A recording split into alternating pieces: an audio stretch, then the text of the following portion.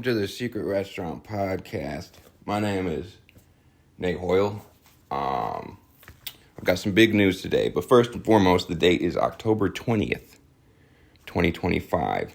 So, at last, I've got something to report as far as this great American press goes, this rising American press. I've been watching this. This is a fucking jumping topics. I've been watching this documentary about the NBA, particularly the rivalry between the Lakers and the Celtics. So what stood out to me watching it, because the story that they're telling it briefly discusses kind of the 50s, but really starts to take off in the 1960s. And aside from the obvious historical problems of racism and kind of that issue with the league, one thing that was pretty standout and fascinating to me, they were talking about early NBA games, especially the teams they were talking about. Sometimes their attendance for their games would be like 3,000 people. It would be like not at all professional basketball that we see today.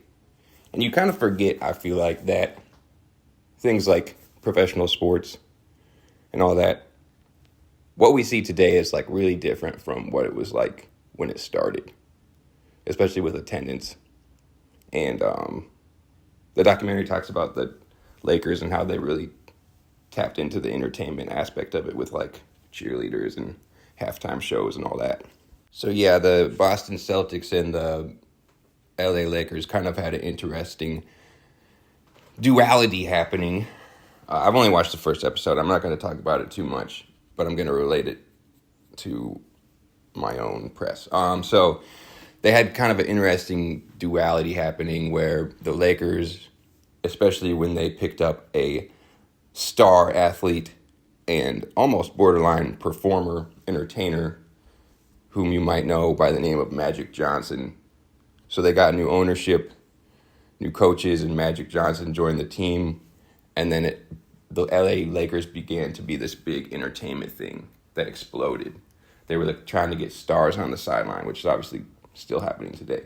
And they tried to get big halftime shows, dancers, and then even like the public identities of people like the owner or like Magic Johnson became a part of the entertainment. Whereas on the other end of the country, the Celtics completely resisted that idea. They didn't want any glamour. They just wanted like a really good basketball team, which is sort of the two sides of the same coin when it comes to professionalism. I'm kind of getting off track. I think if you had asked me years ago, I would lean more towards the Celtics approach, but I have come to really appreciate entertainment more and hosting and being more of a person who creates a environment and a space and a spectacle. Because really, if you want to be great, I feel like that's almost essential. But the reason I brought it up was not because of cheerleaders or anything like that. It's basically because the fact that these basketball teams were playing for 3,000 people 60 years ago and 30 years before the Michael Jordan phenomenon. That's really inspiring to me. I feel like it's easy to forget when we look at things, when we look at huge accomplishments. It's easy to just think, well, that's how it is, and it's always been like that. But the idea that these basketball players were playing for 3,000 people in the stands, and there were other things like sponsorships would go with other sporting events that are not anywhere near what the NBA is now. Like I think they would go with like soccer teams and stuff like that. I don't know. I find it kind of parallel to whatever people are trying to build. It's inspiring to think about how much larger something can become and how things can go from like minimally attended, minimally known about, and then over time can build to something that's like worldwide. I really wasn't planning on talking about any of this when I press record. But another documentary that's kind of similar, although it's not the same as professional sports, it's more like WWE, is I watched that documentary about American Gladiator, which kind of went through a similar arc where it was just people just started doing it and building it. And the downside of it was like people would get hurt or things would be not safe.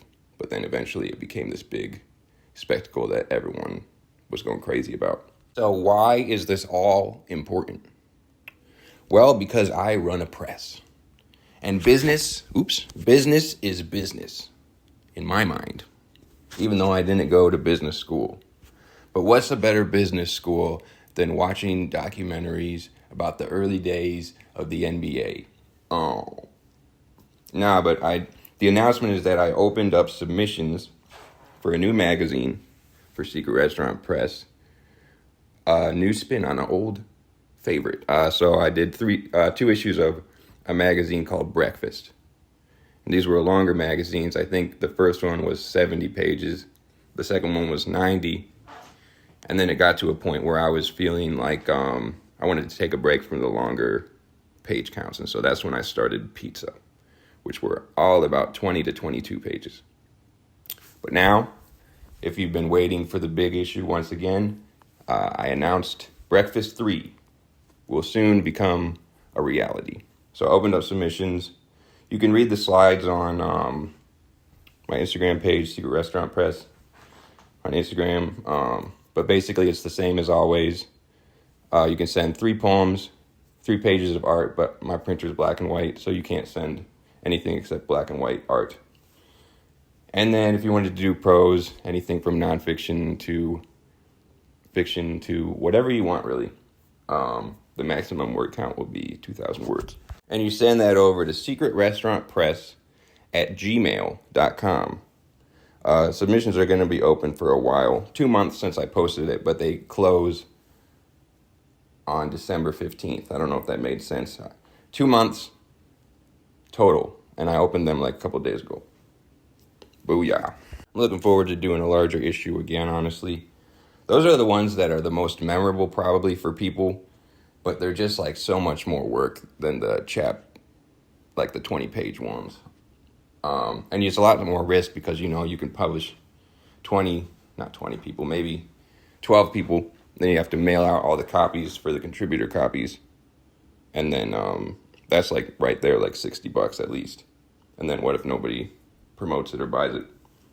Then you're just eating that whole $60, which, presses don't really operate on that much money. Yeah, man, I'm gonna get a halftime show. I'm gonna get some cheerleaders going. I'm gonna get all this promotional stuff. I guess having a numbered magazine like Breakfast 3 is an event, isn't it? Wow.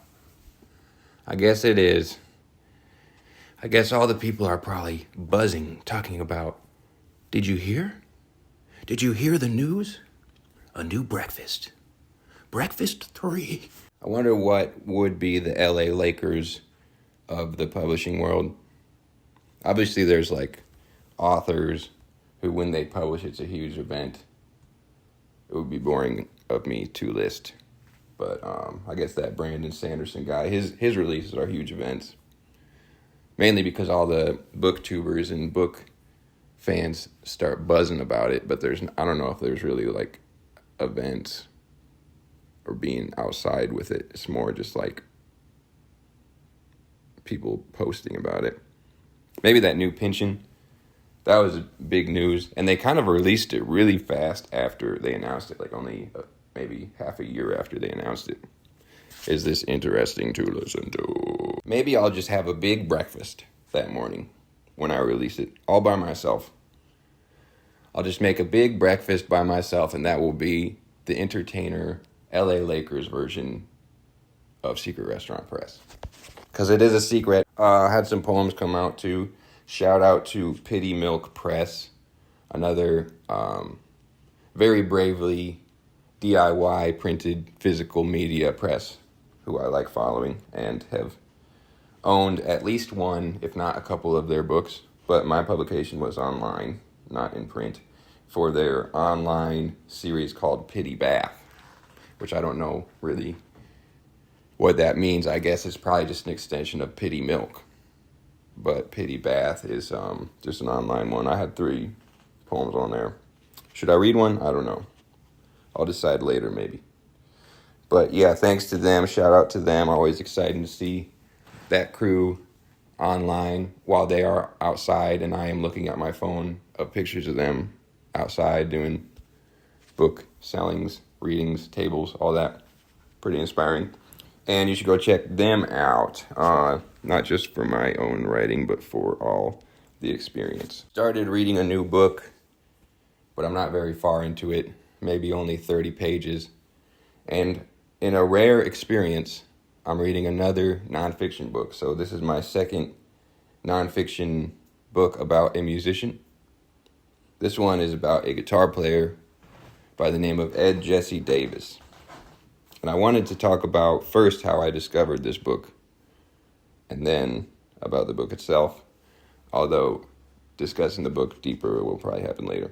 But anyway, went to a record store here in the Quad Cities, and unexpectedly, as I walked up into the upstairs where the vinyl was, they were having a reading there, which I had never seen happen there before. And the dude was reading from his book about Ed Jesse Davis, who's a guitar player. Notably, it's interesting reading it because because he was Native American, I should have looked up what his heritage was. I'll tell you next time. But it's interesting because a lot of the discussions in the early chapters are sort of about how him being Native was obviously undeniably a part of his identity, whether it was against or with his own wishes. So I looked it up. I don't have the book with me in this very moment. It is elsewhere, but I was arranging his name wrong. His name is actually Jesse Ed Davis, not Ed Jesse Davis. And his mother was Kiowa. His father was also Native, but I only read the Wikipedia. It probably says in the book, so I'll get back to you on that. But what I was saying is, obviously being Native was inescapably a part of his identity. The book also talks about kind of heritage and how that became one with his art, how that became influenced in his life and his career. But it was also clear from what the writer of this book was talking about is that he was also kind of trying to not have it be his entire identity. And he didn't want to necessarily be known as like the Native American guitar player. He just wanted to be known also as like a great guitar player. So I'm only saying that because I didn't want to just brush over that concept and then just be like, I'm reading a book about a Native American guitar player. He's pretty, back in the 60s and 70s and 80s, he was kind of like a sought after famous guitar player. The only videos I've really looked at since reading the book, because he played with tons of people, but there's some live videos of him playing with the blues singer, guitar player Taj Mahal. And I don't know how I did not listen to Taj Mahal before this, because I know my family has talked about him, and I know he's a huge, super famous, inspiring musician, but I had never seen Taj Mahal perform live, and so it was pretty moving, just with his voice and his singing, and it was probably the best way for me to be introduced to Jesse Ed Davis's guitar playing as well, in such a exciting live band. So if you want to find out kind of what his style is, I would look up those videos on YouTube. But like I said, this is only the beginning of me talking about this book today. So yeah, we stumbled upon the reading. The writer is actually from around the area that I grew up. And then, so he must have had his eyes on doing the reading at this record store. And I didn't buy it there. He was doing the book signing, but since we came upon it kind of unexpectedly, it was very memorable to me hearing him read the section that he read, and it stuck with me. And so since then, I didn't buy it, but I kept on going to like our local bookstore and seeing if it was there, and it hadn't been. And this is maybe 6 months later. I went there, and it was actually on the new release display. So without hesitating, I grabbed one and bought it. I do feel like going to readings can be powerful in that way. I mean, it gets to a point, if you go to a lot of them, maybe the standout ones are kind of rare. But there are certain writers and poets that I saw read that they did after not knowing them, and then I went to the reading and I saw them read. They became some of my favorites. And the experience is rare too, because I have gone to a lot of readings that like I was glad when it was over. And I'm not even talking about my peers. I'm talking about like professional writers on big publishing companies. Because I used to go to a lot of readings just kind of out of the blue when I was in Iowa City or wherever. I would go to readings of people who had books kind of published in major publishers, and it would be rare, but every once in a while I would like go to a reading and be like, I'm never gonna forget that. Once again, bringing it back to the spectacle, the LA Lakers of poetry readings. Yeah, I need to get reading more, go to places and read. I don't know that many around here. I know one place, but then I just like haven't gone, and it's got weird hours, and I'm not sure, but I do know that going to readings, people are pretty receptive of listening, which is, sometimes you get discouraged wanting to write, wanting to have a readership, and then if you're like by yourself all the time, sending work out and getting rejected, or just sitting by yourself, it begins to feel pointless. Or even just like moving through the real world. If you're just going places and talking to people, like a lot of people don't really read anymore. It seems that way. Or if they do read, like there's so much stuff to read, chances are they don't read the same thing you read, or they don't like what you like. But then if you go to a reading, or if you do a reading, and then like people actually listen to it and talk to you afterwards, or you go see someone else you like and there's all the people cheering them on and excited to be there and buying books and having them sign books. Like that's kind of a little thing that the people collect, and then it's more inspiring. It's more like hopeful, I think. But you know me, it's hard for me to do anything unless someone asks me to. So that's kind of how my life goes. Let's talk about one literary event that is very popular. That is an exception to that doesn't actually have to do with reading, and that is the adaptation. So it is October, it is Halloween, it is the spooky season, and I just watched a miniseries that I really liked, which was an contemporary adaptation of classic Edgar Allan Poe stories. And I think it was 8 episodes, if not 10. I watched the whole thing in 2 days, but the reason for that is, well, firstly, I started a new job, and so I haven't been doing shit for, like, my own press or any, like, writing stuff. I started it, like, maybe 2 weeks ago, and so now when I'm not at work, I need to get back into working on my own things, because it's easy just to, like, be tired and watch TV. But I watched this show called Fall of the House of Usher. It's on Netflix. I think it came out maybe 2 or 3 years ago, not that long ago. But it's sort of a mini series that adapts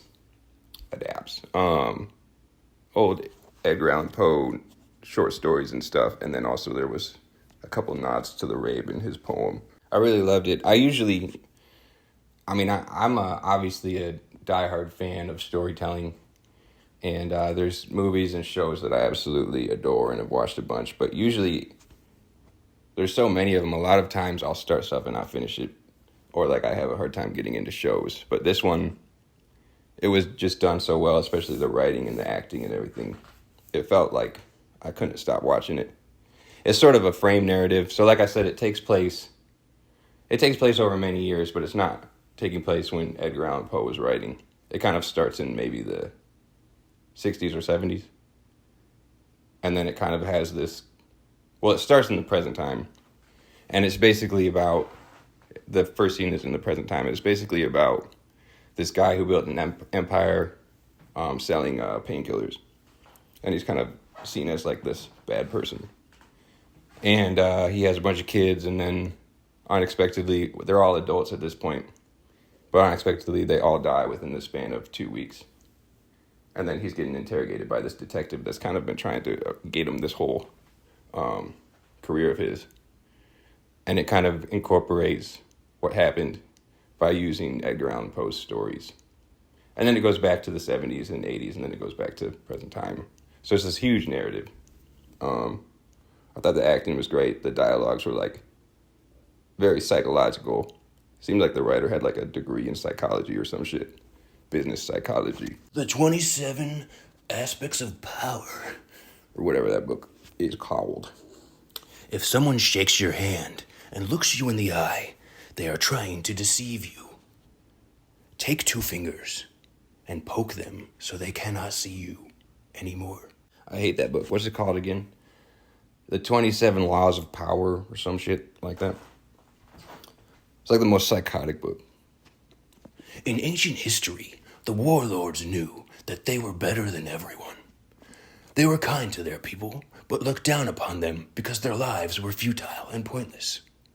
You, as a stockbroker, can take advantage of this ideology by becoming a narcissist with no empathy towards anyone. Nah, but don't be surprised if I'm talking about Edgar Allan Poe, because I'm definitely going to try and read some of the stories again. I took a class back in the day, and I'm familiar with, obviously, some of his poems. But I'm definitely going to try and check those out again. See if they hit me different all these years later. Yeah, that's all I got, I think. Submit to Breakfast 3 if you would like. You've got less than 2 months, but a whole lot of time nonetheless.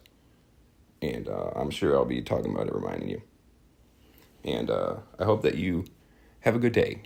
Good day.